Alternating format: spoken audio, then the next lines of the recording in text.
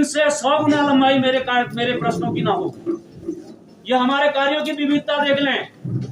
ये ढूंढ ढांड करके अपने कुछ 5 कार्य भी गिना दें तो हम इनकी चुनौती स्वीकार करते हैं कि विधायक के रूप में। देखिए, हमें तो विधायक निधि के अलावा कुछ नहीं दिया। मैंने आपको पानी की बता दी कि ऊखीमठ और गुप्त काशी की जैसी योजनाएं, महत्वपूर्ण शहरों की योजनाएं 3-3 साल से शासन में पड़ी हैं। शासन तक पहुंचाना विधायक का काम है, वहां पर निर्णय लेना राज्य सरकार का काम है। मैंने आपको गिना दिया, लेकिन आप इनसे पूछिएगा कि जो कई विद्यालय यहाँ पर ऐसे हैं कि जिनमें साइंस तो है, आर्ट नहीं है।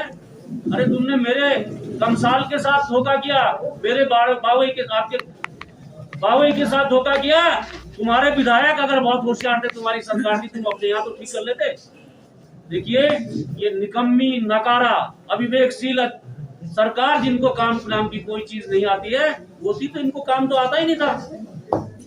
तो केदारनाथ यात्रा में जो प्रीपेड काउंटर है, यहाँ की स्थानीय लोगों को उसमें रोजगार नहीं मिल पाता है, बाहरी कंपनी को। जी जी जी, ये इस बार हमारा सबसे बड़ा मुद्दा भी है। देखिए, आज गांव-गांव में कंप्यूटर ऑपरेटर हैं और ये बड़े कष्ट की बात है कि यहाँ पर प्रीपेड काउंटर, जो बहुत सरल सर्विस है, जिसके लिए बहुत बड़ी टेक्नोलॉजी नहीं चाहिए और जिसको हमारे ही लड़के चला रहे हैं, उसको कोई जम्मू या बाहर की कंपनी चला रही है। इस पर हमने विरोध किया, लेकिन ये तो तानाशाही सरकार थी, तानाशाहों की सरकार थी।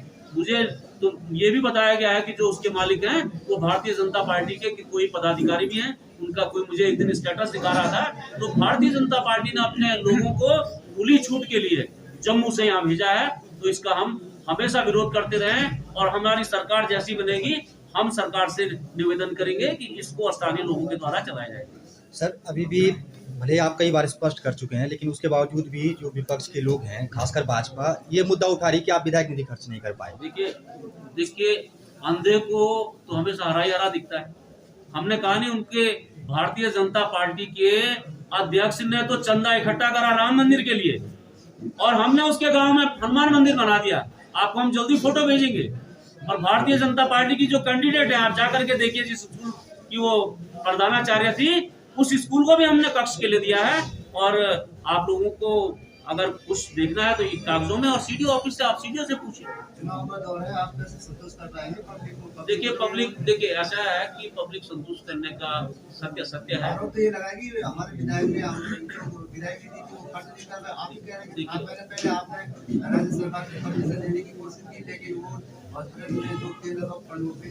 देखिए ऐसा है, फंड मिल नहीं पाया, हमने प्रशासनिक स्वीकृति दे दी, उसमें टेंडर भी हो गया इरादतन, ताकि देश में, प्रदेश में ऐसा मॉडल कहीं नहीं दिखे। देखिए, उसलिए रोका गया है। और मैं राज्य सरकार की गर्दन तो पकड़ नहीं सकता हूँ। ये बताएं ना, मंत्री धन सिंह बताए कि मंत्री धन सिंह का विभाग था, डॉक्टर धन सिंह जी का विभाग था। ये उन्होंने अपने, उनके सचिव और उनके कहने पर हमने नोडल एजेंसी उसके लिए दून मेडिकल कॉलेज बनाया, तो वो उन्होंने टेंडर पर रोक क्यों लगाई? ये मंत्री धन सिंह से पूछना चाहिए।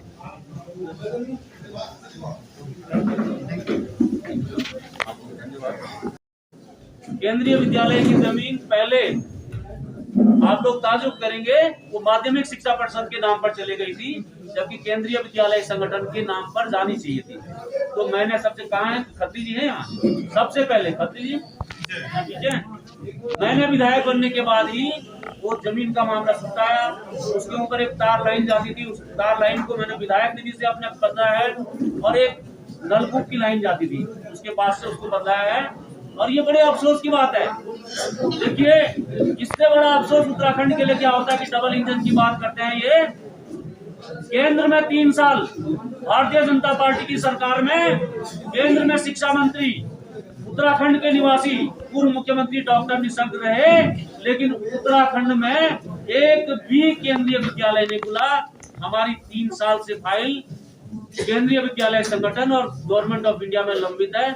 अब देखिए, जब वो कोटद्वार में नहीं खुला पाए और जगह अपने विधायकों के नहीं खुला पाए, तो कांग्रेस के विधायक यहाँ क्या खुलाते? लेकिन मेरा साफ साफ आरोप है कि डबल इंजन ने उत्तराखंड को कोई फायदा नहीं दिया। और अगर 3 साल के कार्यकाल में कोई इन्होंने केंद्रीय विद्यालय खोला है तो उसका खुलासा करें। लेकिन बीजेपी का आप पे लगातार आरोप है कि आप विपक्ष होने की बात करते हैं, काम पर ध्यान नहीं देते। बीजेपी का आरोप है कि आप विपक्ष के देखिए, हमारा काम ब्लैक एंड व्हाइट में है, हमारी योजनाएं ब्लैक एंड व्हाइट में है। हमने आपको विजन भी दिखाया और मेरा आरोप है कि 3 बार जो ये विधायक रहे हैं, इन्होंने विधानसभा में जिस तरह के प्रश्न पूछे हैं, इनसे 100 गुना लंबाई मेरे प्रश्नों की ना हो। ये हमारे कार्यों की विविधता देख लें।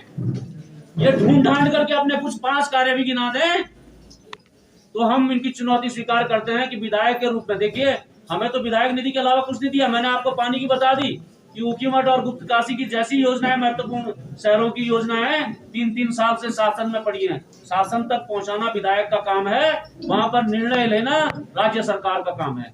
मैंने आपको गिना दिया, लेकिन आप इनसे पूछिएगा कि जो कई विद्यालय यहाँ पर ऐसे हैं कि जिनमें साइंस तो है, आर्ट नहीं है। अरे तुमने मेरे कमसाल के साथ धोखा किया, मेरे आपके बावई के साथ धोखा किया। तुम्हारे विधायक अगर बहुत होशियार थे, तुम्हारी सरकार थी, तुम अपने यहाँ तो ठीक कर लेते। देखिए, ये निकम्मी, नकारा, अविवेकशील सरकार, जिनको काम नाम की कोई चीज नहीं आती है, वो थी तो इनको काम तो आता ही नहीं था। तो केदारनाथ यात्रा में जो प्रीपेड काउंटर है, यहाँ की स्थानीय लोगों को उसमें रोजगार नहीं मिल पाता है, बाहरी कंपनी को। जी जी जी, ये इस बार हमारा सबसे बड़ा मुद्दा भी है। देखिए, आज गांव-गांव में कंप्यूटर ऑपरेटर हैं और ये बड़े कष्ट की बात है कि यहाँ पर प्रीपेड काउंटर, जो बहुत सरल सर्विस है, जिसके लिए बहुत बड़ी टेक्नोलॉजी नहीं चाहिए और जिसको हमारे ही लड़के चला रहे हैं, उसको कोई जम्मू या बाहर की कंपनी चला रही है। इस पर हमने विरोध किया, लेकिन ये तो तानाशाही सरकार थी, तानाशाहों की सरकार थी। मुझे तो ये भी बताया गया है कि जो उसके मालिक हैं वो भारतीय जनता पार्टी के कोई पदाधिकारी भी हैं। उनका कोई मुझे एक दिन स्टेटस दिखा रहा था, तो भारतीय जनता पार्टी ने अपने लोगों को खुली छूट के लिए जम्मू से यहाँ भेजा है। तो इसका हम में एक भी नया पीएससी नहीं खुला।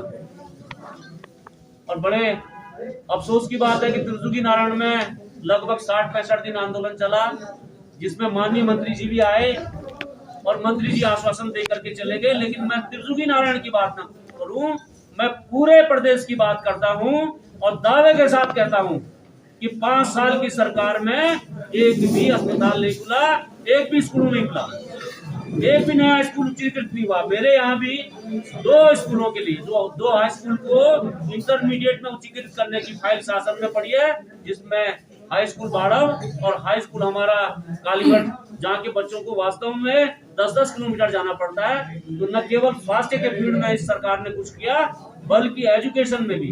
और अगर हम नालायक भी थे तो प्रदेश की 70 विधानसभाओं में से 60-57 विधानसभा में भारतीय जनता पार्टी के विधायक हैं, वो बताएं, एक भी जगह बताएं, रुपया वाले बताएं, कनप्या वाले बताएं, एक भी स्कूल का न तो उच्चीकरण हुआ, न भी एक हाई स्कूल खुला गया। सर, गोंडार जैसे कई गांव आज भी ऐसे हैं जो सड़क से वंचित हैं और बिजली की भी वहाँ पे बड़ी किल्लत है। देखिए, गोंडार, चिनौन, तोसी और गड़गू 4 गांव हमारे ऐसे थे कि जो सेंचुरी एरिया, जो कि स्पेशल कैटेगरी होती है, उसमें थे। लेकिन हमने ये सफलता प्राप्त की इन 5 सालों में कि सेंचुरी एरिया में, और ये पहला उदाहरण है, मैं आपको दावे के साथ कहता हूँ, सेंचुरी एरिया में डिसफॉरेस्टेशन के किसी विधानसभा में 4 केस पहली बार हुए हैं। वो डिसफॉरेस्टेशन हो गया है और अब उनको मुख्यमंत्री की घोषणा के बाद जिला योजना में, राज्य योजना में बहुत कम पैसा मिला है।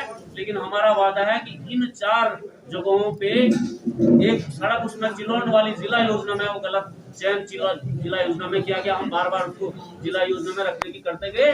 वही हमारा आरोप है कि अगर हमको इन 5 सालों में 10-10 करोड़ के हिसाब से भी 50 करोड़ रुपया देते तो ये सड़कें आराम से बनती। लेकिन हमारे जितनी भी सड़कें हैं उसमें जियो तो किया गया, लेकिन अमाउंट कहीं पर 70 लाख, कहीं पर 50 लाख रखी गई है, जो सड़कों के लिए नाकाफी है।